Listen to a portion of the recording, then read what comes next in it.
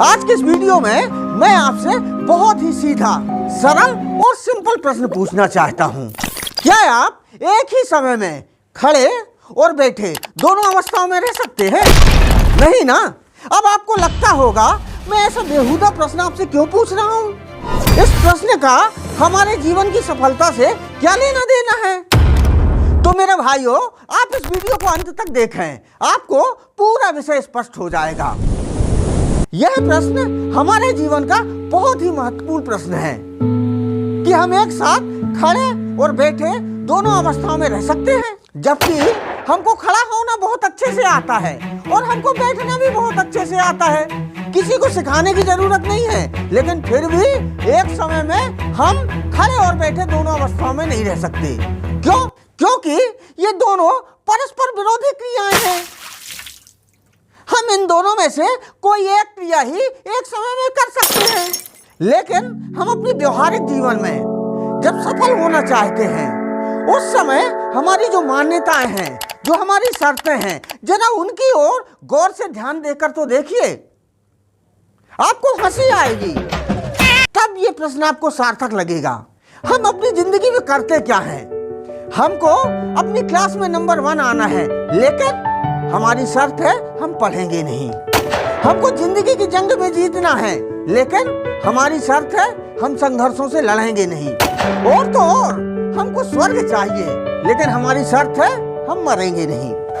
अब आप ही जरा बताइए, क्या बगैर पढ़े कोई व्यक्ति अपनी क्लास में नंबर 1 आ सकता है? आप ही बताइए, क्या जीवन के झंझावातों से संघर्ष किए बगैर कोई व्यक्ति जीवन में सफल हो सकता है?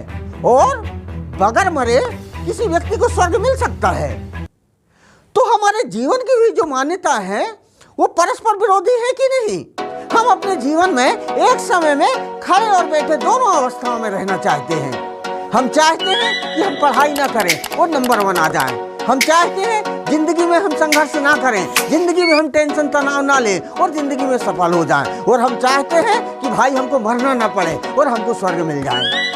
तो मेरा कहने का सीधा, सिंपल और सरल अर्थ यह है कि जीवन में आपको जो करना है, जीवन में आपको जो बनना है, उसके अपेक्षित जो करणीय कार्य हैं वो आपको करना पड़ेगा। लेकिन आप बनना कुछ चाहते हैं और करते कुछ हैं। इतनी सीधी, सरल और सिंपल बात हम लोगों के समझ में नहीं आती। क्यों? क्योंकि हमारी मान्यताएं कुछ अलग ही हैं। हम जिंदगी की दौड़ में नंबर 1 तो आना चाहते हैं, लेकिन हमारी अपेक्षाएं रहती हैं कि हमारे साथ दौड़े कोई ना। अब आप जरा सोचिए कि अगर आपके साथ में दौड़े कोई ना, तो आप नंबर 1 आ सकते हैं? आपको नंबर 1 आने के लिए आपके साथ कोई प्रतिस्पर्धी को दौड़ना तो पड़ेगा ना। किसी को आपको नंबर 1 बनाने के लिए नंबर 2 में तो आना पड़ेगा, नंबर 3 में तो आना पड़ेगा, नंबर 4 में तो आना पड़ेगा। और जब वो आपके साथ दौड़ेंगे ही नहीं, तो कैसे 2, 3 और 4 नंबर में आ जाएंगे? और जब वो नहीं आएंगे तो आप नंबर 1 कैसे होंगे? लेकिन हम जिंदगी में चाहते हैं कि हमारे साथ दौड़े कोई ना। क्यों? क्योंकि जब हमारे साथ कोई दौड़ेगा तो क्या होगा? कंपटीशन होगा। कंपटीशन होगा तो टेंशन होगा। टेंशन होगा तो एंजाइटी आएगी, डिस्कम्फर्ट होगा, और इन चीजों से हम बचना चाहते हैं। तो जो मेरे कहने का मतलब है कि हमारे जीवन में जो ये tension, depression, anxiety, competition, discomfort ये आते हैं ना, तो हमको हराने के लिए नहीं आते, बल्कि ये हमारे साथ हमारे जीवन की दौड़ में दौड़कर हमको नंबर 1 बनाने के लिए आते हैं। तो हमको इनसे डरना नहीं चाहिए। इनके साथ दौड़कर, इनके साथ कंपटीशन कर हमको इनको पीछे करना चाहिए, और तभी हम जीवन में नंबर 1 हो सकते हैं। दुनिया में एक भी किसी ऐसे सफल व्यक्ति का नाम बताइए जिसके जीवन में टेंशन, डिप्रेशन, तनाव, एंजाइटी, डिस्कम्फर्ट ये ना आए हों। अरे ये सब जब आते हैं तभी तो हमको नंबर 1 बनाते हैं।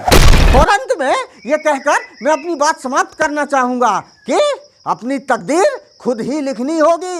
ये चिट्ठी नहीं है जो किसी और से लिखवा लोगे। आप लोगों ने मेरे वीडियो को यहाँ तक देखा, इसके लिए मैं आपका हृदय से आभारी हूँ। बहुत बहुत धन्यवाद, बहुत बहुत धन्यवाद।